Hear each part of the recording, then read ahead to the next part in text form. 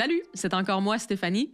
Dans ce 5e épisode de notre balado électoral fédéral, on va se pencher sur les positions du Parti conservateur du Canada en matière de langue officielle et de francophonie, avec notre invité, M. Joël Godin.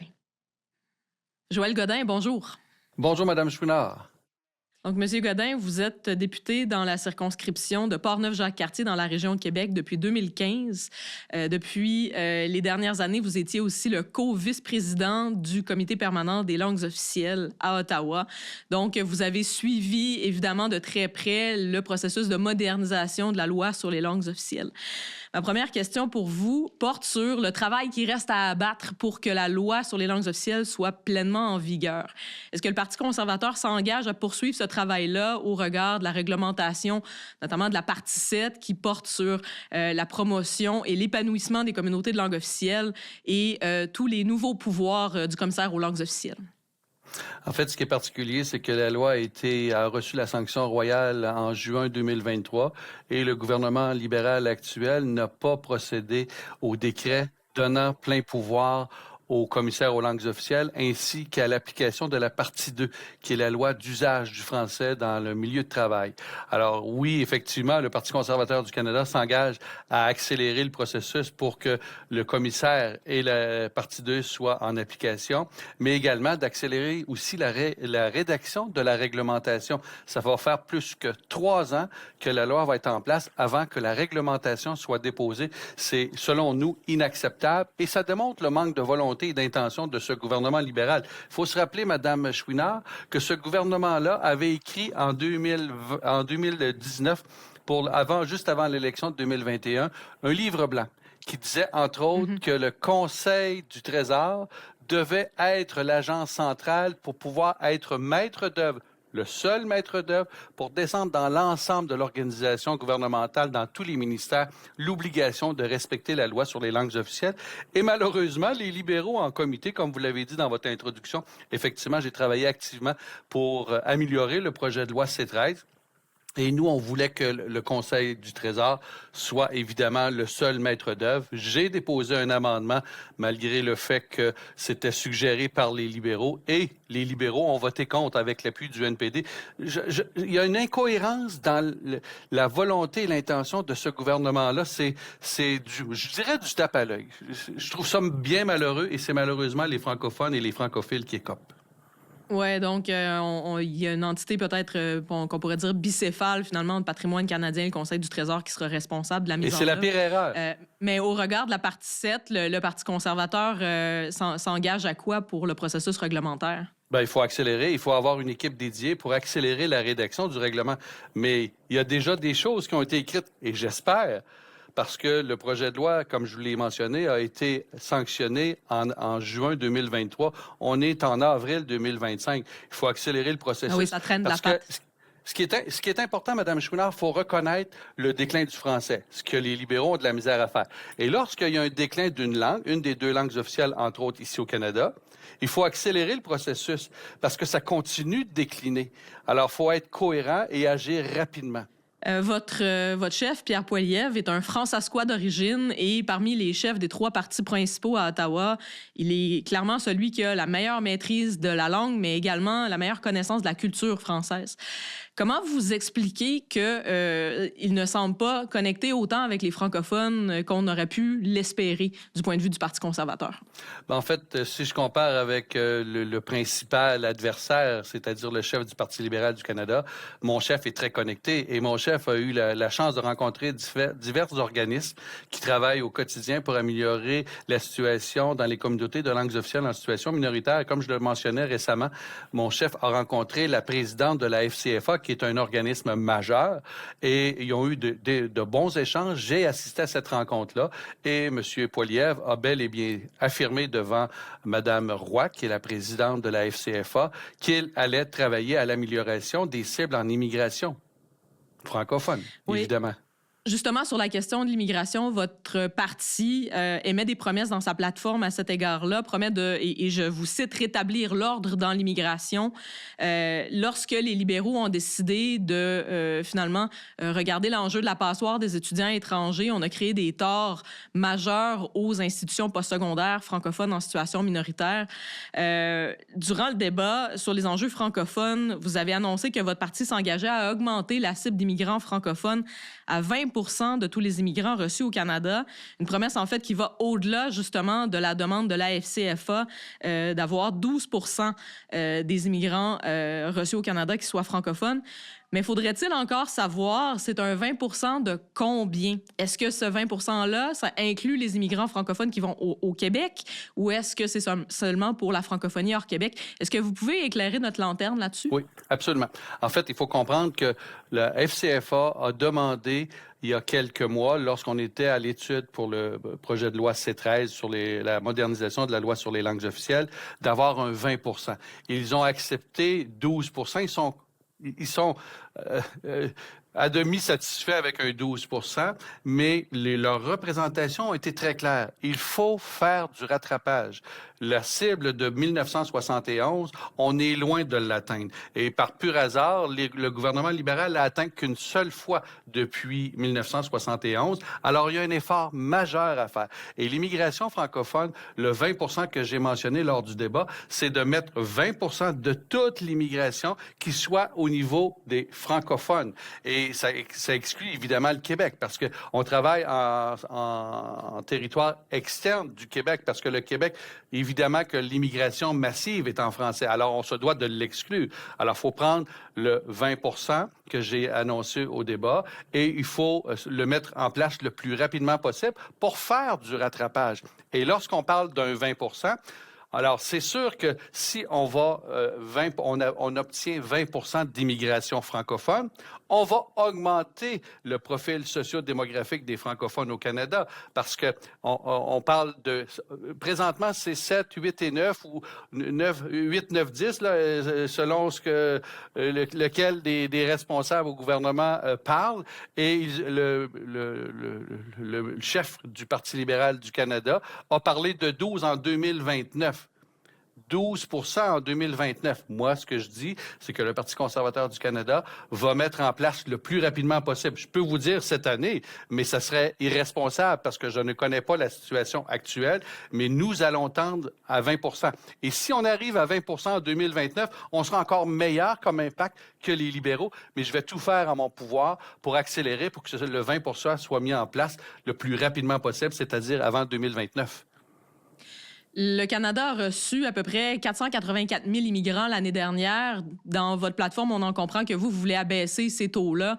Et donc, la cible en immigration pour le Parti conservateur, ce serait quoi? Parce que ça aura une incidence sur le nombre de francophones réels qu'on recevrait au Canada. En fait, il faut bien comprendre qu'il faut travailler avec la capacité d'accueil de chacune des régions et tant au niveau anglophone que francophone, il faut regarder sur le terrain qu'est-ce qui se passe. Effectivement, nous devons de réduire l'immigration et notre chef l'a bel et bien indiqué. Il va travailler sur une formule pour permettre de bien accueillir nos immigrants légaux, j'insiste sur nos immigrants légaux, et sur l'ensemble de ces immigrants légaux-là, il y en aura 20 % le plus vite possible qui seront francophones pour augmenter la population francophone et les usagers de la langue française ici au Canada. Votre plateforme qui a été dévoilée tout récemment fait quelques mentions de la francophonie canadienne, très peu, mais on y lit toutefois ceci, et je vais citer votre plateforme ici. Un gouvernement conservateur reconnaît que la langue française est en déclin et doit être protégée. Il s'engage à collaborer avec le gouvernement du Québec et la francophonie canadienne pour protéger et faire la promotion de la langue française. En termes d'actions concrètes, qu'est-ce que ça veut dire? C'est quoi les engagements du Parti conservateur à cet égard-là? En fait, moi, ce que je reproche au gouvernement libéral des 9 dernières années, c'est d'avoir nommé une gouverneure générale qui est bilingue, mais qui ne parle pas français. Alors, il faut comprendre que le signal doit venir de la tête. Et lorsqu'un gouverneur général ne parle pas français dans un pays bilingue anglais-français, c'est de lancer un drôle de signal. Également, ce qui est particulier, c'est que, comme je le mentionnais tout à l'heure, les libéraux ont écrit un livre blanc disant que le Conseil du Trésor devrait être la seule agence centrale pour descendre dans la machine gouvernementale l'obligation au niveau de la loi sur les langues officielles. Nous allons tendre à corriger ce tir au niveau de la loi. Également, nous allons faire en sorte que les ayants droit. Moi, je me suis battu avec d'autres collègues de la Chambre des communes en 2019 pour que dans le recensement de 2021, on puisse dénombrer. Il y a une nuance entre dénombrer et estimer, et j'ai fait une grosse bataille au Comité des langues officielles là-dessus. Et le dénombrement, il est très important. Saviez-vous, Madame Chouinard, que nous avons découvert avec un dénombrement 300 000 nouveaux ayants droit? Des ayants droit, c'est des gens qui ont le droit et le privilège et c'est inscrit dans la Charte de la loi et liberté du Canada, d'avoir le droit à l'instruction en français. Alors ça, c'est important. Ça, c'est un outil flagrant qui va faire en sorte que les francophones vont être encouragés. Et en plus, ce que l'on va faire, Madame Chouinard, c'est qu'on va travailler avec les institutions postsecondaires pour leur donner plus d'outils avec de la prévisibilité, parce que les libéraux ont manqué un peu de prévisibilité lorsqu'ils ont changé en janvier dernier le nombre d'étudiants étrangers francophones. Ça a changé la donne pour la rentrée scolaire de septembre prochain. Nous allons travailler avec ces gens-là pour permettre à nos jeunes de pouvoir finir, de graduer en français. Et ça, c'est un outil de développement qui va faire en sorte que lorsqu'ils seront rendus à l'âge adulte, ils pourront utiliser le français. Quand on est dans un processus scolaire et on apprend en français, mais que malheureusement, différentes options ne sont pas présentes pour les francophones au niveau postsecondaire, ça décourage ces gens-là et ils vont finir leur postsecondaire en anglais. Ils vont graduer en anglais et la nature humaine étant ce qu'elle est, les probabilités qu'ils ne reviennent pas à la langue française sont plus grandes. Donnons-nous la chance. Alors ça, nous, on va travailler avec les gens des institutions postsecondaires pour que l'on puisse offrir d'autres programmes et des programmes complets pour que nos étudiants puissent finir leur postsecondaire et graduer en français. Mais parlant justement de la question postsecondaire, lors du débat qui avait été organisé par l'Association des collèges et universités de la francophonie canadienne il y a à peu près 2 semaines, vous avez dit par rapport au domaine postsecondaire, et je vais vous citer ici, « On n'imprime pas de l'argent, il faut être efficace et faire preuve d'ingéniosité ». Vous le savez très bien, les institutions postsecondaires francophones en situation minoritaire font plus avec moins depuis des décennies maintenant et peinent à survivre, tout simplement. Est-ce qu'on devait comprendre de vos propos qu'un gouvernement conservateur ne s'engagerait pas à soutenir davantage du point de vue financier les institutions postsecondaires francophones à l'extérieur du Québec? En fait, ce qui est intéressant, Mme Chouinard, vous me donnez l'occasion de dire et de rassurer tous les francophones et tous les organismes qui travaillent au quotidien pour la défense du français, que dans le cadre financier qui a été déposé par notre parti, aucune coupure au niveau du budget pour les organismes en langue française et en anglais également aussi. Sauf que, évidemment, comme je le mentionnais tout à l'heure, la langue la plus vulnérable, c'est le français. Alors ça, c'est sécurisant. Je veux tout simplement rassurer toutes les organisations. Après ça, nous devons innover. Nous devons se réinventer. Et j'ai eu la chance, Madame Chouinard, de visiter une école dans le nord du Canada qui, au lieu de construire et investir dans le béton, ont été ingénieux avec les moyens de communication. Nos jeunes, malheureusement, ont développé une facilité d'apprentissage virtuellement. Alors, c'est de travailler en collaboration avec différentes institutions postsecondaires pour offrir plus de programmes et des programmes complets. Alors, c'est là qu'il va falloir innover, il va falloir être plus productif, plus efficace, mais avec les moyens que l'on a. Ça serait facile. Le gouvernement libéral a, permettez-moi l'expression, garoché 4,1 milliards de dollars dans le palo. Mais malheureusement, les institutions postsecondaires avaient demandé 80 millions par année. Savez-vous combien est-ce qu'ils ont eu? 30 millions. Alors, l'argent a été mal dirigé. Il faut tout simplement être plus efficace, plus rigoureux au niveau de la distribution. Et c'est dans ce sens-là que nous, on va investir et on va aider les institutions postsecondaires. Et il faut s'assurer que les deniers publics sont bien gérés. Et j'ai une grande confiance auprès des organismes des communautés de langues officielles en situation minoritaire qui font, comme vous l'avez dit, beaucoup avec peu, mais il faut continuer dans ce sens-là. Il faut qu'on ait aussi des résultats. Il faut avoir des indicateurs qui nous permettent d'évaluer et de se réajuster pour qu'on soit encore meilleur. Et c'est la francophonie canadienne qui va être gagnante dans tout ça. Et évidemment qu'on va encourager cette distinction unique du Canada qui est bilingue français-anglais. Donc, on en comprend qu'il n'y aura pas de compression, mais pas de réinvestissement. On va simplement rediriger certains du financement qui existe actuellement pour qu'il soit, on l'espère, plus efficace sur le terrain. Absolument. On va travailler avec les enveloppes qui existent présentement. On ne peut pas injecter de l'argent parce que cet argent-là, c'est l'argent des contribuables. Il faut, dans le contexte où on connaît la situation des finances publiques au Canada, être responsable et c'est ce que l'on veut faire, nous, au Parti conservateur du Canada.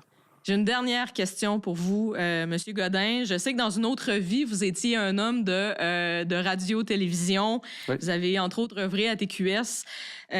Donc, c'est un domaine que vous connaissez bien. Et l'une des promesses de votre parti est de définancer la CBC tout en continuant de financer la Société Radio-Canada. Vous n'êtes pas sans savoir, j'imagine, que c'est une proposition qui rend nerveux les francophones hors Québec, qui savent à quel point les services français de Radio-Canada à l'extérieur du Québec dépendent de la CBC du point de vue notamment des services techniques, des infrastructures. Comment est-ce que vous allez faire pour tenir cette promesse-là dans votre plateforme tout en assurant le maintien de la qualité des services aux régions francophones hors Québec du point de vue de la SRC? En fait, Mme Chouinard, merci pour la question.